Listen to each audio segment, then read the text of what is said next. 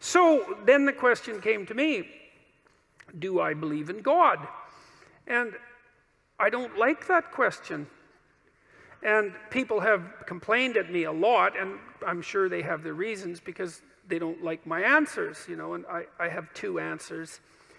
They've kind of become stock, which is not a good thing. But they're the best approximate. I can't figure out why I don't like the question exactly. I had three sort of burgeoning hypotheses. One was, it's none of your damn business. That's the first one. So it's like a privacy issue. Like it seemed to me to be a question that was too private to be answered properly.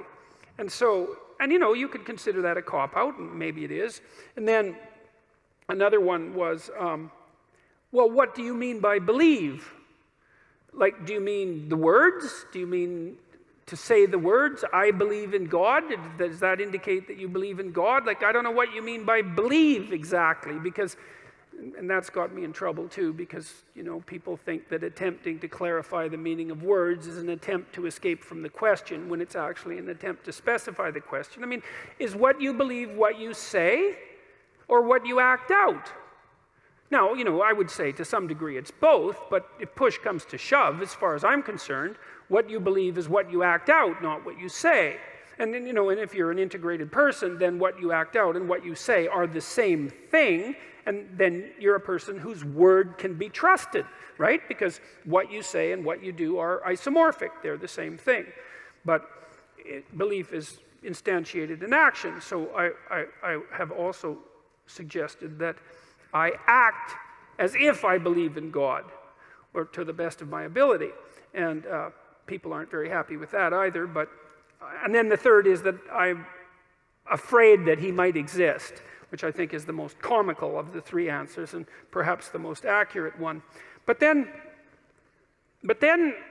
I was thinking about this today when I was thinking about what I might talk to you guys about. And I thought, well, let's go into this a little bit more. Let's say you do believe in God. You say, I believe in God. It's like, okay, well, that's hypothetically pretty impressive, I would say. It's like you believe that there's a divine power that oversees everything, that is fundamentally ethical, that's watching everything you do, and you believe that. And so what effect does that have on your behavior if you believe it? Does that mean that you're,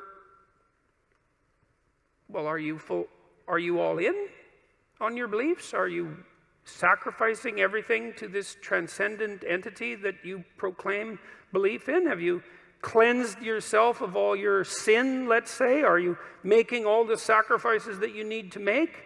Like, have you taken the mote out of your eye? No. Or are you in the same situation, let's say, that the Catholic Church seems to be in right now?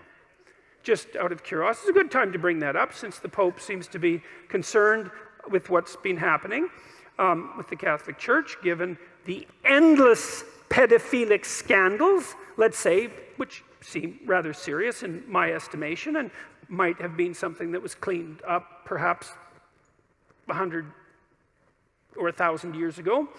And it's being taken seriously perhaps now, and perhaps not, because it's not so easy to determine exactly what it would mean to take that seriously. And you might say, well, are all the people who are committing these heinous actions and then covering them up, if you ask them, well, do you believe in God? What are they going to say? Well, you'd think the answer would be yes, given that they're like priests, and yet, what's the evidence? Well, the evidence isn't exactly so clear that the mere statement, let's say, or the mere acting out of the ritual, let's say, and I'm not trying to denigrate the statement or the ritual, but I'm pointing out that that's no indication of your right to say that you believe, because you got to, and I think this is why it's bothered me to answer this question. It's like, well, what right do I have to say that, to make that claim? I believe in God. Well, what's the claim? Is that the claim that I'm a good person somehow?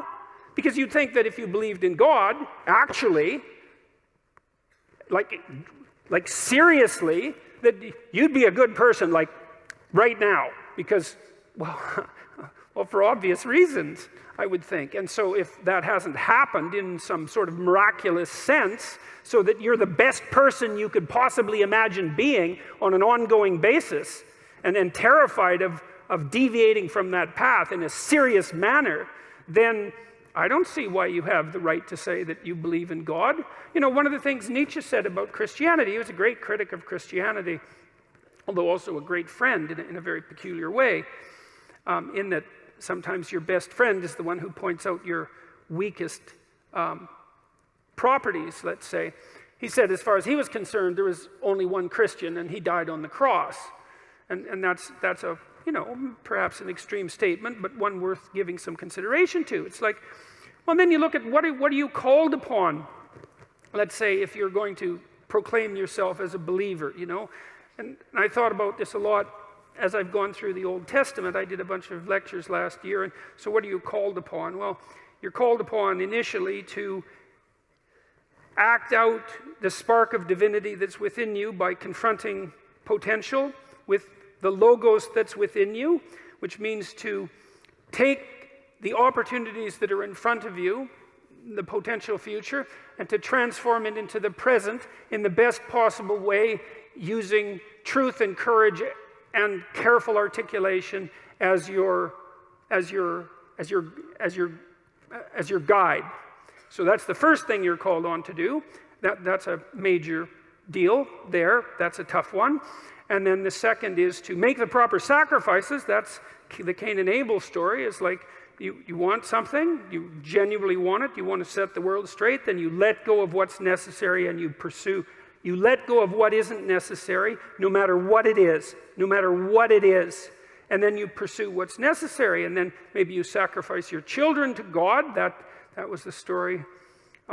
That's one of the next stories that comes up, of course, and you think, well, that's pretty damn barbaric, and the way the story's laid out, of course it is, but that isn't exactly what it means. It means that what you try to do when you raise children is that you try to do everything you can to impress upon them by imitation and by instruction and by love and by encouragement that they are crucial beings in the world whose ethical decisions play an important role in shaping the structure of reality itself, and that they have the moral responsibility to do that. And you get your ark in order, that's your family, let's say, so that when the storms come, you can stay above water for the 40 days of flooding, and you're capable of leading your people through the desert when the desert makes itself manifest, and you can escape from tyranny properly because you're wise enough to see it, and you take the full burden of being on yourself, all the suffering that's part and parcel of that. You accept that voluntarily, let's say, and you do everything you can to confront the malevolence that's part of you and that's part of the state and that's part of the world. And you make a garden around you. That's the paradise, a walled garden. It's a walled, well-watered place, so the forces of nature and society exist together in harmony, and you place your family in that so that they can live properly. And you treat your enemy as if he's yourself, and the same with your brother. And, well, then you can say, then maybe you can say, maybe then you have the right to say that you believe in God. Otherwise, maybe you should think twice about it. Because, you know, there's a line in the New Testament that Christ himself says. Two of them, I should read them too, because they're very relevant to this. I guess I could paraphrase them. A rich man comes up to Christ and says, good leader, good Lord. And he asks him a question about how it is that he should be a good person. And Christ says, don't call me good. There's no one that's good but God. And, you know, that's worth thinking about. I mean, the one person that in principle, in our ancient stories, had the right to make some direct connection between himself and the divine, was unwilling to do it when challenged. And so it might be reasonable to assume that each of us could be much more cautious about making that sort of statement bluntly when we're asked. And then the other line is, Not all those who say, Lord, Lord, will enter the kingdom of heaven. Got that about right? Which means something approximating, just because you make a claim to moral virtue, let's say, your belief in God, which I can't see how you can make a higher claim to moral virtue than that. Agnostic, atheistic, I don't really care. The point is something like this. Imagine something of ultimate transcendent value. I don't care whether you believe in it or not, but imagine that something like that exists. And then you swear allegiance to it, which is to say, I believe in this. There's a heavy moral burden that comes along with that, just to allow yourself to utter the words without feeling that you should be immediately struck down appropriately by lightning. And so I think that's why that question makes me uncomfortable. It's that I don't think I have a right to make that proclamation. There's another thing, too, that I learned when I was going through these biblical lectures. It was a fascinating thing to do. It was the story of Jacob, who became Israel. And Jacob was a real trickster, He was a morally ambiguous figure, to put it mildly. He tricked his older brother out of his birthright. And he was full of tricks. And he had a lot of tricks played on him, too, and maybe learned something as a consequence. Anyways, after running away from his brother, who had murderous thoughts, and for good reasons, for about 20 years, maybe it was only 14, but doesn't matter, it was a long time, he decided that he would go back and try to make peace. And he came to this river. He sent his family across the river along with his belongings, and partly as an offering to his brother, a peace offering. And he had a dream, visionary experience, hallucination, God, who knows what it was. And he dreamt that he wrestled with an angel all night, and that the angel was God. And God, he won, which is very strange because, well, first of all, he was a trickster figure, he wasn't your most upstanding moral creature. He wasn't Noah, for example. And second, well, it was God, It's like, if you're going to wrestle with someone and lose, there's an opponent that's likely to take you out. And he did damage his hip. Which isn't not that impressive an accomplishment on God's part, in my estimation. But and it's a very interesting story, because what it does indicate, what's so cool about it, you see, Jacob's name is changed at that point to Israel. And Israel means those who wrestle with God. And that blew me away. That's one of the things I love about studying old stories, is now and then you come across a piece of one, and you see into it. You see down into the depths that characterizes it. It's very difficult, but it happens sometimes. And it just flattens you. To think that if Israel is the chosen people of God, that's the hypothesis, and what Israel means is those who wrestle with God, then think that seems to me to be such a hopeful idea, because, well, everyone does that to some degree. You do that in your life because, well, you don't know what's of fundamental transcendent worth. Because who the hell are you, and what do you know? You're struggling all the time with, well, I would say with good and evil. When you're struggling with yourself, you're struggling with the world. To portray that as wrestling with God, that's perfectly reasonable from a metaphoric perspective. And the idea that that's what characterizes the true people of God is that willingness to wrestle. That's really something, because it kind of indicates that you're here as a contender, You're not here to be happy. You're not here to be complacent. You're not here to be materially satisfied. Not that that would be possible anyways, but that you're here to contend with the structure of reality, right? And that's what'll satisfy you, because there's something to you. You're not weak and nothing. There's something to you. There's certainly something malevolent and terrible. You know that. You look at how people behave. You look at the blood and catastrophe of our history. You can certainly see the absolute the absolute hellish depths of the human soul, but there's something that takes root in that and grows up out of that that's absolutely magnificent beyond belief, and that's looking to contend. You know, and I've often thought that I've been fortunate in my marriage, because you think, well, you get married and you live happily ever after. It's like,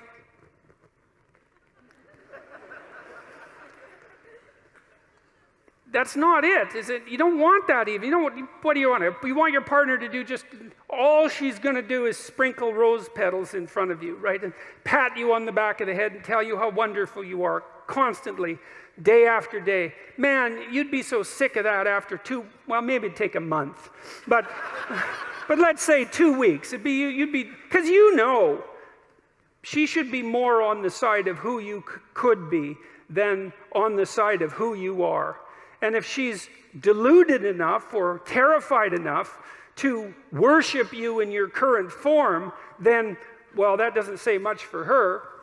And it certainly isn't very helpful for you. You want someone that's going to get in the way now and then, you know, and to contend with. And I've been fortunate in my marriage because I have someone to contend with. You know, we have our discussions, and they're not easy.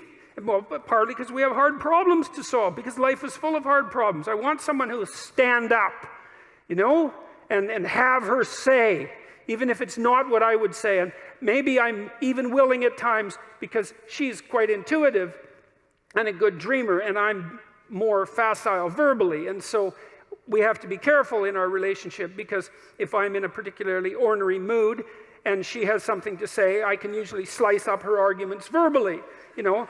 And that's fine as far as I'm concerned, because I get to win. But it's stupid. Well, it's stupid. It's, first of all, that doesn't mean I'm right. It just means I can formulate verbal arguments slightly faster than she can. But her intuitions and her dreams are often extraordinarily accurate. And so we've learned to some degree, to buttress each other's arguments just on the off chance that the person that you were foolish enough to marry might know something you don't now and then about something important, you know.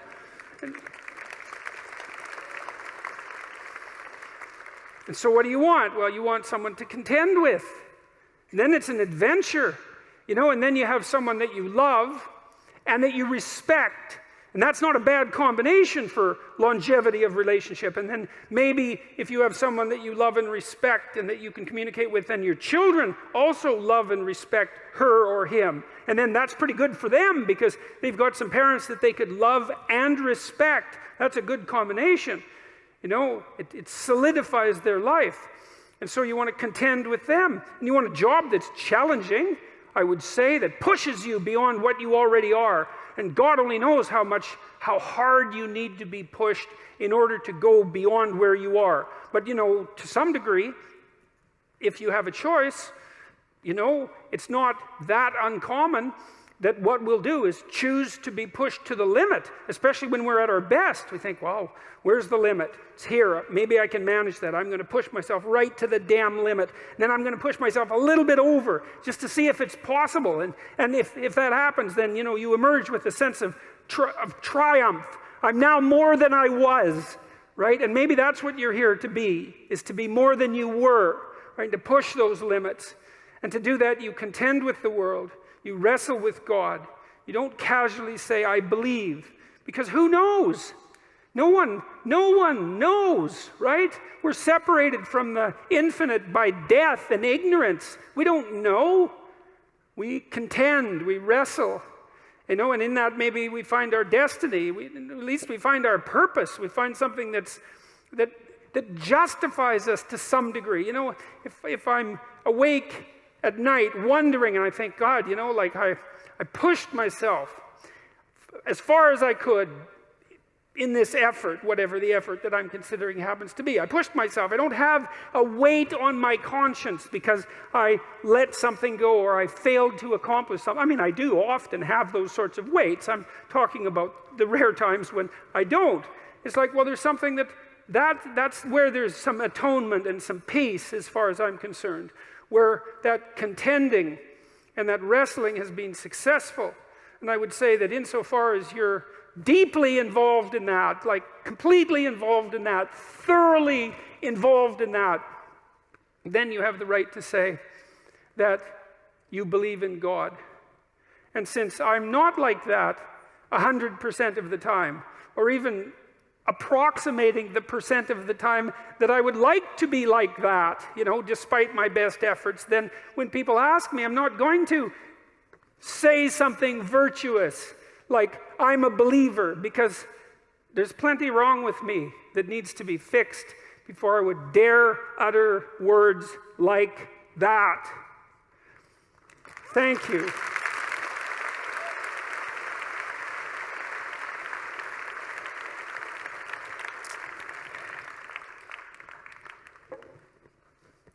Well, so that's a better answer to that question. So, thank you very much for